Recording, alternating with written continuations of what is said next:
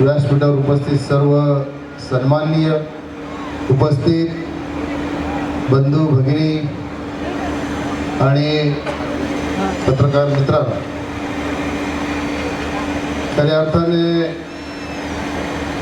या ठिकाणी मगाशी उल्लेख झाला, मलाही त्याचा उल्लेख करावासा वाटतो. त्या आगरी सेना प्रमुख इथे आहेत, कुणबी सेनेचे प्रमुख गेले आणि आदिवासी महोत्सव भरवलं तेही गेले. मला या तिघांना खऱ्या अर्थाने विनंती करायची होती. दौलत दरोडा साहेबांनी त्याचा उल्लेख केला. हे करणं का गरजेचं आहे, त्याचे अनेक कारण आहेत. जे गेले त्यांनी सांगितलं की या ठिकाणी पाण्याची समस्या आहे. खऱ्या अर्थाने शहापूर तालुक्याची ओळख ही तलावांचा तालुका म्हणून ओळख आहे, गेल्या अनेक वर्षापासूनची आहे. आणि तहानलेला तालुका आहे अशी ह्या तालुक्याची ओळख आहे. परंतु कुणबी महोत्सव झाला, कुणबी महोत्सवाच्या नंतर आदिवासी महोत्सव झाला, आदी महोत्सवाच्या नंतर आता आगरी महोत्सव होत आहे. आता ह्या तलावांच्या तालुक्याची ओळख ही महोत्सवांचा तालुका म्हणून ओळख होते की काय, अशा प्रकारचा प्रश्न माझ्यासमोर आहे. म्हणून हे सगळे आगरी सेना प्रमुख, कुणबी सेना प्रमुख, आदिवासी सेनेचे प्रमुख यांना माझी विनंती आहे की येणाऱ्या काळामध्ये खऱ्या अर्थाने सामाजिक विचार हा सगळ्या समाजांना देण्याच्या दृष्टिकोनातून, संस्कृती काही आगरी समाजाची वेगळी नाही, संस्कृती काही कुणबी समाजाची वेगळी नाही, थोडीफार प्रमाणात आदिवासी समाजाची संस्कृती ही वेगळी आहे, परंतु सगळ्या संस्कृती एकत्र आहेत, एकसारख्या आहेत. म्हणून या सगळ्यांचा एकच शहापूर महोत्सव असा आपण उल्लेख केला या ठिकाणी दरोडा साहेबांनी. पण त्याच्याऐवजी विचारांचा महोत्सव जर आपण भरू शकलो तर त्याच्यासारखी दुसरी चांगली गोष्ट कुठली असू शकत नाही. त्याचा जरूर आपण विचार करावा असं या ठिकाणी मला आवर्जून सांगावं असं वाटतं. खरं आगरी समाजाचा किती मोठा सन्मान या वर्षी झाला ह्याचं वर्णन करण्यासाठी शब्द नाहीत माझ्याकडे. मी बाळकोमला वांबरे साहेब आगरी महोत्सव झाला होता त्या ठिकाणी सांगितलं होतं. तर या समाजाची एक भाषा आहे जी अतिशय गोड आहे. तुमच्याकडच्या आयरनी भाषेसारखी साधारण ही भाषा आहे. दोन शब्दही शुद्ध ज्या समाजाला उच्चारता येत नव्हते त्या समाजाच्या सहकार्यांना मराठी साहित्य संमेलन भरवण्यासाठी पात्र समजावं याच्यासारखा मोठा सन्मान या समाजाचा दुसरा कुठला असू शकत नाही. ही प्रगती काय अशीच होत नाही किंवा असंच आपल्याला कोणी पात्र समजत नाही. त्याच्या पाठीमागे त्या सहकार्याने केलेलं काम आहे, त्याग आहे. फक्त समाज म्हणूनच नाही. मी जेव्हा आगरी युथ फोरमच्या त्या महोत्सवामध्ये गेलो त्याच्या अध्यक्षांनी माझ्या कानात सांगितलं, हा सर्व समाजांचा महोत्सव आहे. आपण उल्लेख करताना फक्त आगरी समाजाचा उल्लेख करू नका. फक्त युथ फोरम हे संयोजक आहे, पण सगळ्या समाजांना त्याच्यामध्ये सामावून घेतलेला आहे. हे जे सर्व समावेशक हा विचार आगरी युथ फोरमच्या सहकार्याने स्वीकारला. म्हणून भल्या साहित्यिकांना असं वाटलं की आता मराठी साहित्य संमेलन भरवण्याची जबाबदारी आपण आगरी युथ फोरमवर दिली तर ती यशस्वीपणाने पार पाडतील. आणि ती त्यांनी पार पाडली. आणि त्याच्यामध्ये सिंहाचा वाटा उचलला होता आपले राज्यमंत्री रवींद्र चव्हाण, जगन्नाथ पाटील साहेब यांनी फार मोठ्या प्रमाणात सिंहाचा वाटा त्याच्यामध्ये उचलला होता. निश्चितपणाने हा समाजासाठी अतिशय अभिमानाचा क्षण आहे असं म्हटलं तर अतिशयोक्ती होणार. खऱ्या अर्थाने समाजामध्ये सगळ्यात सुखी कोण असेल तर वेगवेगळे समाज आहेत. या वेगवेगळ्या समाजामध्ये परस्पर एकमेकांमध्ये जर सन्मानाचा भाव आपण निर्माण करू शकलो तर तो समाजाच्यासाठी अतिशय सगळ्यात चांगला भाव आहे. आणि सगळ्यात सुखी समाज त्याला म्हणता येईल. म्हणून आपण परस्परामध्ये सन्मानाचा भाव निर्माण करणं हे अत्यंत गरजेचं आहे. संमेलनं भरवल्यानंतर समाजामध्ये तेढ निर्माण होईल अशा प्रकारचं काम जर होत असेल तर ह्याच्यासाठीही आपल्याला आत्मपरीक्षण करण्याची आवश्यकता आहे. मी कोणीतरी आगरी महोत्सव भरवला, लगेच कुणबी महोत्सव होणार, त्याच्यानंतर आदिवासी महोत्सव होणार. माझ्याकडे परवा आमंत्रण घ्यायला आले. मी सांगितलं आता SC समाजाने तरी कशाला मागे राहायचं, त्यांनीही भरवलं पाहिजे. नरेंद्र पवार बघायला लागले, आता त्यांना NT महोत्सव भरवायला लागेल. म्हणून ह्याच्यासाठीच मी सांगितलं की आपण जर विचारांचा महोत्सव भरवला तर त्याच्यासाठीच का दुसरा कुठला क्षण चांगला असू शकत नाही. म्हणून आपण विचार केला पाहिजे. मला मगाशी ही सगळी भाषणं ऐकताना असं चंद्रशेखर गोखलेंच्या 4 ओळी आठवल्या. या सगळ्या समाजाने कसं काम केलं पाहिजे. चंद्रशेखर गोखलेंच्या 4 ओळी आहेत की सर्व काही तुला देऊन पुन्हा माझी ओंजळ भरलेली, सर्व काही तुला देऊन पुन्हा माझी ओंजळ भरलेली, पाहिलं तर तू तुझी ओंजळ माझ्या ओंजळीवर धरलेली. हा जो 4 ओळीचा अर्थ आहे, एकमेकांनी एकमेकाच्या समाजाला दिल्यानंतर त्याची ओंजळ जर रिकामी होत असेल तर आपल्या ओंजळीत जो विचार टाकला असेल तो त्याच्या ओंजळीत जर आपण विचार टाकला तर त्याच्यासारखा समाजाला पुढे नेणारा दुसरा विचार कुठला असू शकत नाही. पण ह्या विचाराची आता समाजाला खऱ्या अर्थाने गरज आहे. आणि असा विचार घेऊन जर आपण पुढे जाण्याचं ठरवलं तर निश्चितपणाने मला विश्वास आहे की येणाऱ्या काळामध्ये आपल्याला ह्या महोत्सवाच्या माध्यमातून भविष्यात येणारी आपली जी पिढी आहे ती पिढी योग्य ठिकाणी चांगली मार्गदर्शक पिढी आपल्याला बघायला मिळेल. मी आज बघितलं ही पत्रिका आहे, त्याच्यामध्ये निमंत्रितांमध्ये अनेक नाव आहेत, तर त्याच्यामध्ये एकच नाव आहे ज्याच्यावर लिहिलेलं आहे CA. चार्टर अकाउंटंट झालेला एक माणूस त्यामध्ये मला दिसला. आता ह्या एकाच्यावरून प्रोत्साहन घेऊन आपल्याला भविष्यामध्ये आपली पिढी जी घडवायची आहे, म्हणजे आगरी असेल, कुणबी असेल, आदिवासी असेल, NT असेल, साळी माळी तेळी ज्या समाजाची जी पिढी असेल ती पिढी घडवण्यासाठी आपल्याला पुढाकार घेणं अत्यंत गरजेचं आहे. कारण मी नेहमी सांगतो प्रत्येकाला आपल्या जातीचा धर्माचा अभिमान असलाच पाहिजे. किंबहुना प्रत्येक माणसाने आपल्या जातीच्या धर्माच्या धार्मिक स्थळामध्येही गेलंच पाहिजे. मग हिंदूंनी देवळात गेलं पाहिजे, मुस्लिमांनी मस्जिदमध्ये गेलं पाहिजे, शीख असेल त्यांनी गुरुद्वारामध्ये गेलं पाहिजे, ईसाई असेल त्यांनी चर्चमध्ये गेलं पाहिजे. पण ह्या सगळ्या धार्मिक स्थळातून बाहेर पडल्यानंतर आपण एकच गोष्ट लक्षात ठेवली पाहिजे, ना मी हिंदू आहे, ना मुसलमान आहे, ना शीख आहे, ना ईसाई आहे, मी फक्त आणि फक्त हिंदुस्थानी आहे, ही भावना मनामध्ये ठेवणं अत्यंत गरजेचं आहे. का आताच्या काळामध्ये अशा प्रकारची परिस्थिती झालेली आहे की कुठलंही काम तुम्ही करायला घ्या, तुमच्यावर दगड कोणी मारणार नाही अशा प्रकारची परिस्थिती नाही.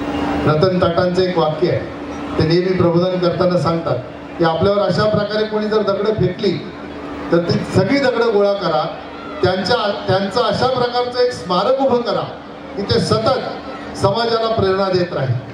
हे आपल्यावर फेकलेल्या दगडांमधून स्मारक निर्माण करण्याचं अशा प्रकारचा विचार घेऊन आता पुढे जाण्याची आवश्यकता आहे. कारण दिवसेंदिवस माणूस माणसाला पारखा होत चाललेला आहे. इतकी व्यस्तता माणसामध्ये आलेली आहे. कशामुळे आली मला माहीत नाही. एकीकडे आपण सांगतो हाताला काम नाही, दुसरीकडे सांगतो शेतकरी बेकार होत चाललेला आहे, आणि तरीही माणूस व्यस्त आहे.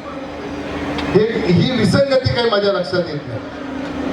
हे कशामुळे होत आहे हेही लक्षात येत नाही. परंतु ह्याची कारणं शोधायची असतील तर आपण अशा प्रकारच्या महोत्सवामध्ये येऊन फक्त आपलं वक्तव्य आपण करत असू तर आपण कुठेतरी सगळ्या समाजांवर अन्याय करतो असं मला वाटतं. त्याच्यातनं जर मार्ग काढायचा असेल तर आपण कायमचं सगळ्या विचाराच्या माणसांनी समाजाला पुढे नेण्यासाठी एकत्र येणं, विचाराने एकत्र येणं अत्यंत गरजेचं आहे.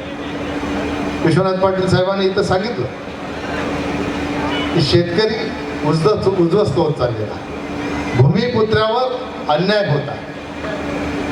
हे भूमिपुत्रावर अन्याय होत असेल, शेतकरी जर उद्ध्वस्त होत असेल तर हा विचार घेऊन सगळ्याच पक्षाच्या नेत्यांनी आपण बसून आपला जो उद्ध्वस्त होत चाललेला शेतकरी आहे हा कशामुळे उद्ध्वस्त होतो ह्याची कारणं आपण शोधली पाहिजे. त्याचं आत्मपरीक्षण आपण नेत्यांनीही केलं पाहिजे आणि समाजाने केलं पाहिजे. पण आमच्या शेतकऱ्याला आपण काय विचार केला तर ह्याच्यातून बाहेर काढू शकू ह्याचा कधी आपण विचार केलाय का?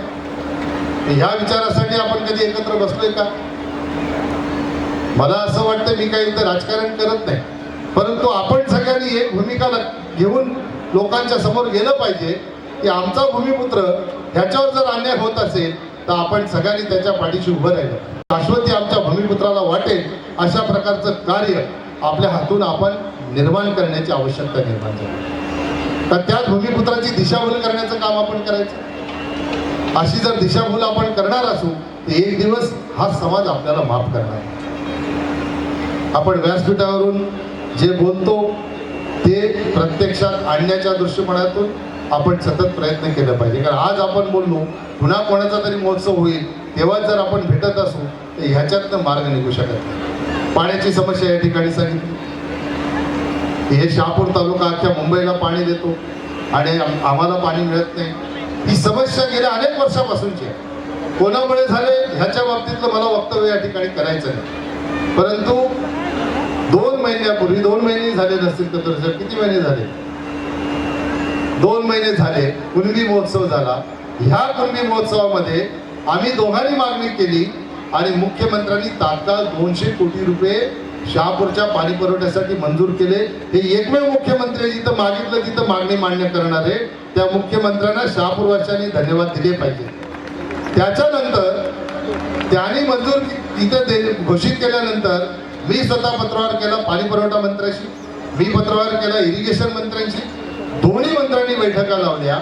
ज्या बावली धरणातून आपल्याला पाणी आणायचं आहे त्या बावली धरणाचं पाणी आरक्षित करण्यासाठी त्यांच्याकडे बैठका झाल्या आणि आता ते प्रगतीपथावर. मला विश्वास आहे की येणाऱ्या काळामध्ये या शहापूर तालुक्याच्या पाण्याची समस्या सोडवण्यासाठी मुख्यमंत्री देवेंद्र फडणवीस यांच्या नेतृत्वाखाली आम्ही सगळी मंडळी कटिबद्ध आहोत. मी तुम्हाला विश्वास देतो की येणाऱ्या काळामध्ये 100% शहापूर तालुक्याची पाण्याची समस्या ही सुटलेली आपल्याला बघायला मिळेल आणि त्याचं श्रेय हे राज्याचे मुख्यमंत्री देवेंद्र फडणवीस साहेब यांचंच असेल. ओबीसी समाजावर कसा अन्याय होतो ते बघा. मागच्या सरकारच्या काळामध्ये ओबीसी कम्युनिटीच्या, ओबीसी समाजाच्या बाबतीत या देशामध्ये 52% समाज ओबीसी समाज आहे आणि 48% मध्ये बाकीचे सगळे समाज. हा अधिकृत आकडा मी सांगतो आपल्याला, त्या कमिटीत मी काम करतो म्हणून. खासदार नरेंद्र जाधव हे वित्त आयोगामध्ये सदस्य असताना तत्कालीन प्रधानमंत्री मनमोहन सिंग यांनी त्यांच्या अध्यक्षतेखाली एक कमिटी स्थापन केली की सामाजिक न्याय मंत्रालयाला जो निधी उपलब्ध होतो त्या निधीचं वाटप कसं करावं याच्यासाठी त्यांच्या नेतृत्वाखाली कमिटी झाली त्यांच्या अध्यक्षतेखाली. त्या कमिटीने शिफारशी केल्या आणि त्या शिफारशी राज्य सरकारने स्वीकारल्या, केंद्र सरकारने स्वीकारल्या.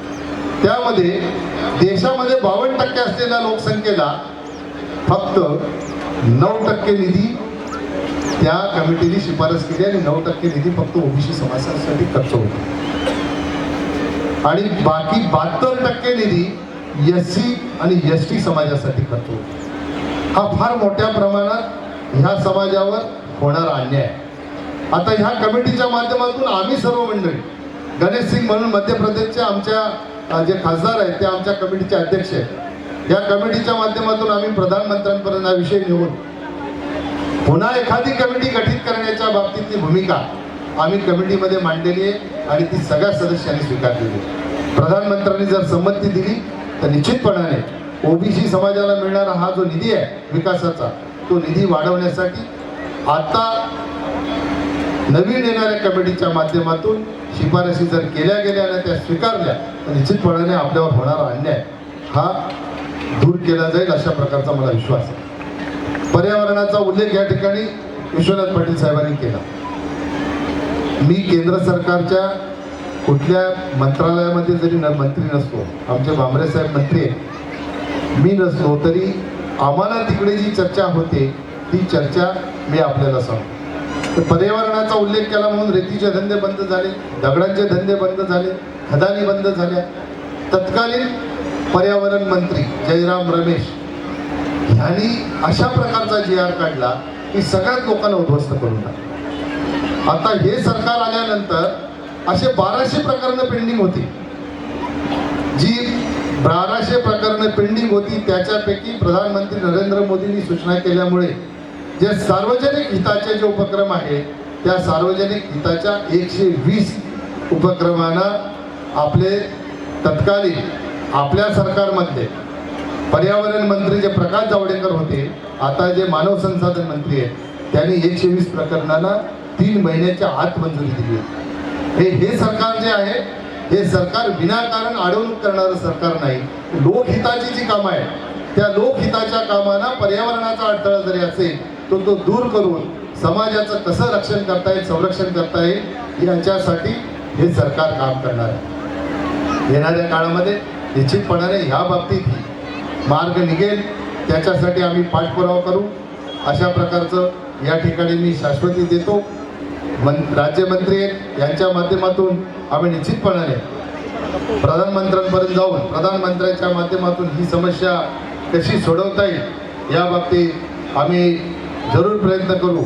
कारण शेवटी भूमिपुत्रांचा प्रश्न आहे. भूमिपुत्रांच्या न्याय हक्कांसाठी लढण्याचं काम. आता आमचे मंत्री जरी मराठा समाजाचे असले तरी तेही भूमिपुत्र आहेत. आणि खऱ्या अर्थाने असं आहे, आता राज्यमंत्रीपद त्यांना मिळालं, परंतु यांना कुठलं खातं द्यावं ह्या बाबतीतला जेव्हा विचार समोर आला तेव्हा काही निवडक मंत्र्यांना प्रधानमंत्र्यांनी बोलवलं होतं. त्याच्यामध्ये आपल्या राज्याचे पियुष गोयल हे मंत्री होते.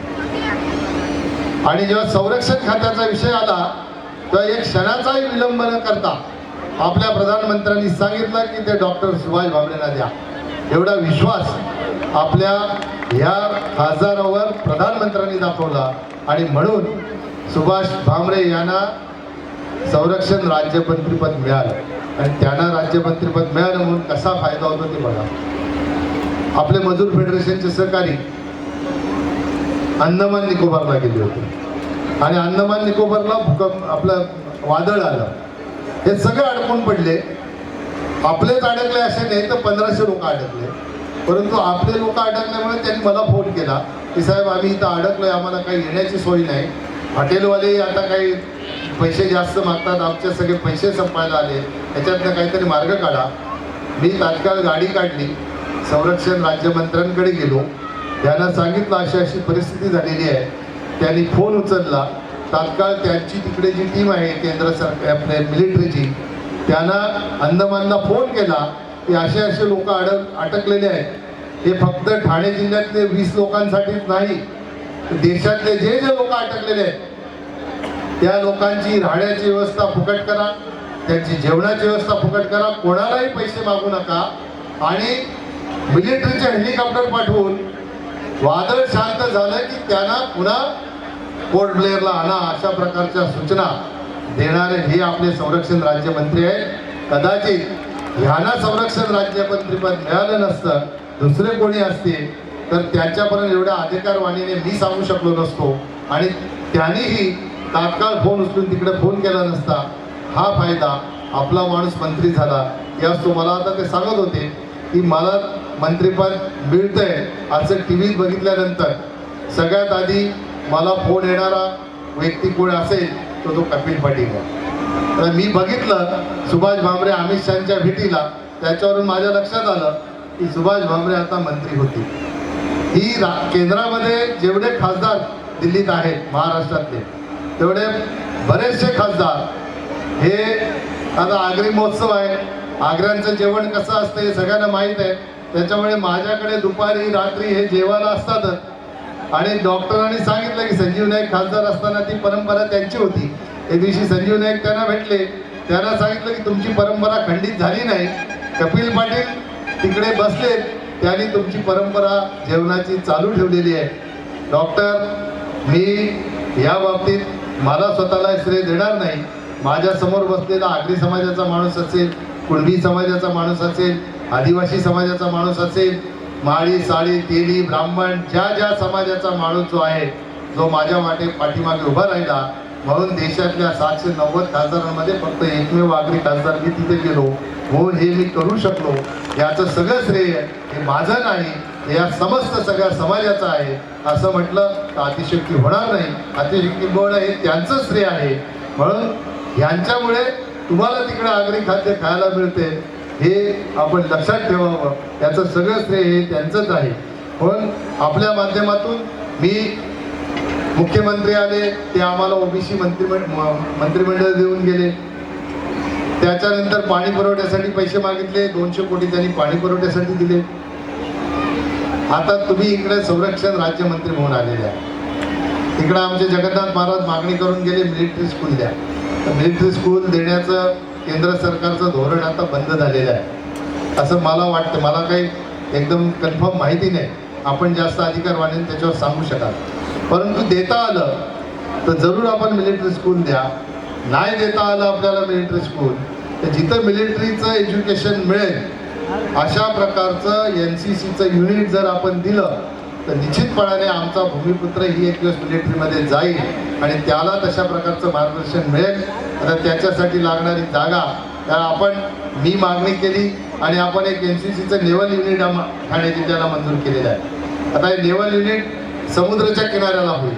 समुद्र किनाऱ्याला आम्ही जागा शोधतोय. मी परवा कलेक्टर साहेबांना फोन केलो. मला अभिमान वाटतो सांगायला की ठाणे जिल्ह्यामध्ये केंद्र सरकारचा असा एकही उपक्रम आल्याचं मला तरी दिसत नाही. आपण जरूर ह्याचा विचार करावा.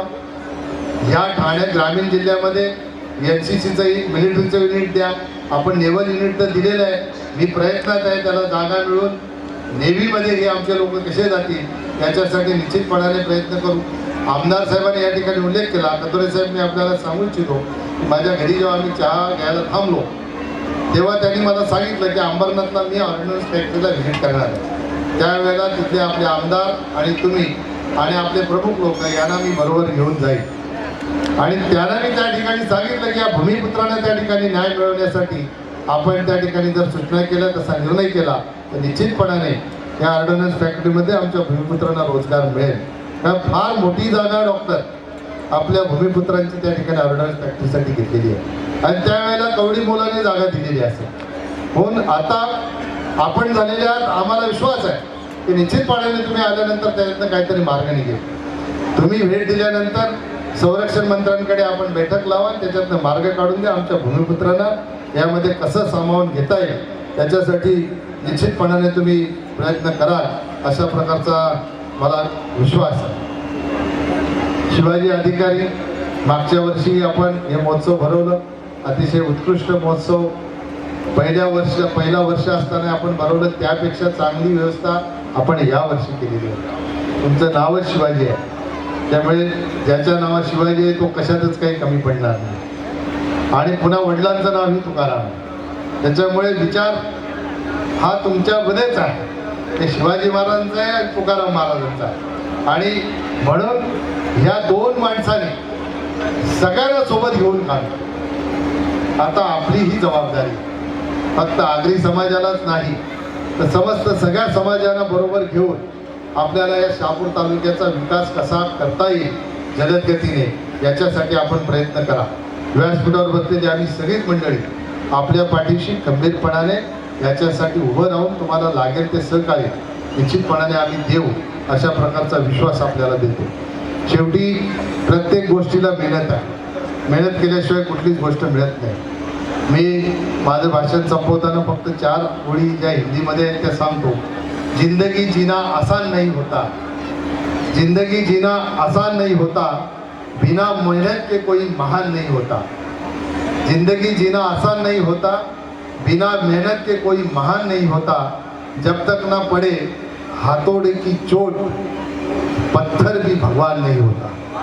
आपल्याला जर खरंच समाजाला विचारांच्या दृष्टिकोनातून भगवान करायचं असेल तर आपल्याला हे हातोडीचे घावी सोसावे लागतील आणि मेहनती करावी लागेल. आपण सगळ्यांना सोबत घेऊन अशा प्रकारचं कार्य आपण करावं अशा प्रकारची आपल्याला मी विनंती करतो. आणि मागच्या वर्षी आपल्या या महोत्सवाला एक भेट म्हणून मी माझ्याकडनं 1 लाख रुपये दिले होते. आता परत यावर्षी 1 लाख रुपये देतो. दरोडा साहेबांनी सांगितल्याप्रमाणे आपण जर हा महोत्सव सगळ्या समाजाचा एकत्र केला तर आमचेही 2 लाख रुपये वाचतील. तिन्ही एकत्र आले तर आम्हाला एकदाच पैसे द्यावे लागतील, अजून चौथ्याने केला तर पुन्हा ती अडचण आमची निर्माण होईल. पण ह्या बाबतीत आपण जरूर विचार करावा, अशा प्रकारची आपल्या सगळ्याच समाजाच्या बांधवांना विनंती करतो आणि माझे 2 शब्द संपवतो. जय हिंद, जय महाराष्ट्र, जय आगरी.